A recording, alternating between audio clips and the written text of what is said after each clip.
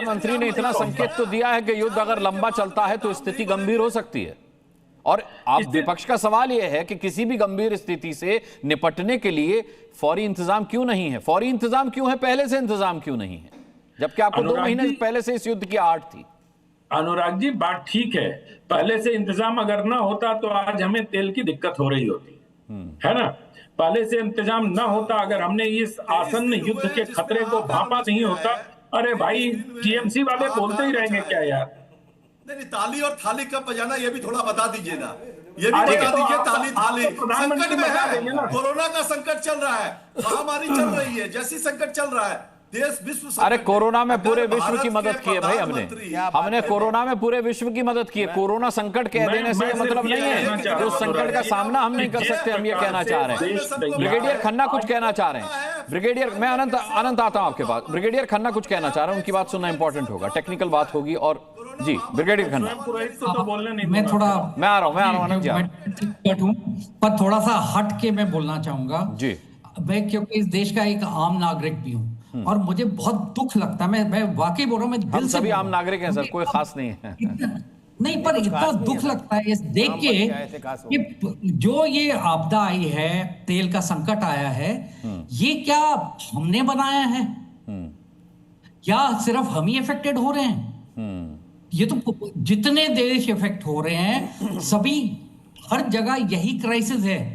ये तो गनीमत है कि हमारे पास ऑयल रिजर्व्स पड़े हुए हैं और एलपीजी के भी रिजर्व हैं, और इसी वजह से अभी तक हमारा देश जो है उस संकट में नहीं आया है जो कि बहुत से देश ऑलरेडी फेस कर रहे हैं। पाकिस्तान हालत देखिए क्या हुई पड़ी है, दूसरे देशों में देखिए। पर मुझे दुख ये लगता है कि पॉलिटिकल पार्टीज इसको एक इशू बना के, ट्रंप साहब का वाकई मतलब कोई ऐसी स्टेटमेंट नहीं है जिसके ऊपर वो खरे उतरते हैं।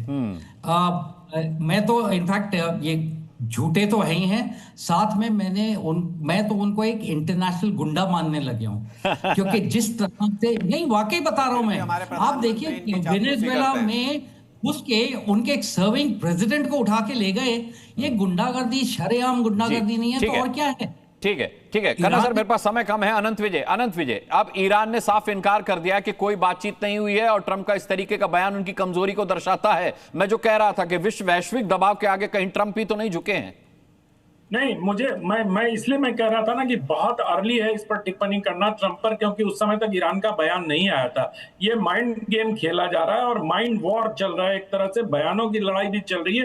ये दोनों से तापे चलेगी, इसमें कोई दो राय नहीं कि बैक चैनल डिप्लोमेसी चल रही है। और उस बैक चैनल डिप्लोमेसी में भारत भी कहीं ना कहीं से इन्वॉल्व है, जो कतर, सऊदी अरब, ओमान और इन सब के साथ मिलकर एक गोल बनाकर अमेरिका की तरफ कुछ प्रेशर क्रिएट करने का काम कर रहा है।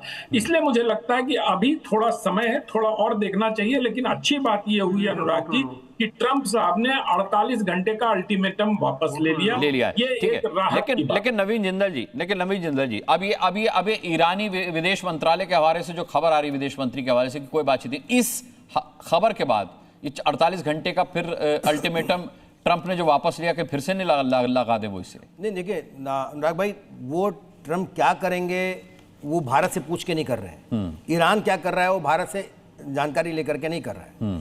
भारत एक बड़ा देश है और इसकी जनसंख्या सबसे ज्यादा है इन सब देशों को मिलाकर के, उसके बारे में हम बात कर रहे हैं। हमारे देश के प्रधानमंत्री ने, देखो ना, मैं तो अवतारी पुरुष इसलिए कहता हूं कि आप देखो ना भैया, 13-14 साल के अंदर पहले से तैयारी चल रही है और हम किस प्रकार से अपने ईंधन को बचाने में लगे। इथेनॉल की हम बात कर रहे हैं, आज इथेनॉल 20% पे हम अपना उत्पादन करने लगे। नवीन जी, समय की कमी है, मैं बता एक छोटी सी बात अनुराग भाई, छोटा सा कहना चाहता हूं कि अनुराग ढांडा जी कुछ बोलेंगे, उसलिए मैं उनको थोड़ा सा जानकारी, मेरे पास समय नहीं, बस इतना से कहना चाहता हूं कि पंजाब के अंदर सबसे ज्यादा गैस सिलेंडर की कालाबाजारी हो रही है। वो हरियाणा, राजस्थान और चंडीगढ़, तो इसके लिए भी तो सरकार दोषी है कि कालाबाजारी के लिए प्रशासन दोषी है, सरकार दोषी है कि भाई कालाबाजारी हो रही है, तो कालाबाजारी कैसे होने दी जा रही है, ये अपने आप में एक बहुत बड़ा सवाल है। खैर, आज पॉलिटिकल गैस को मैं ज्यादा समय नहीं दे पाया, ना कांग्रेस को और ना भारतीय जनता पार्टी को। मैं चाहता था कि ट्रंप के बयान पर उनकी असलियत सामने आ सके और वो ईरान ने सामने ला दी।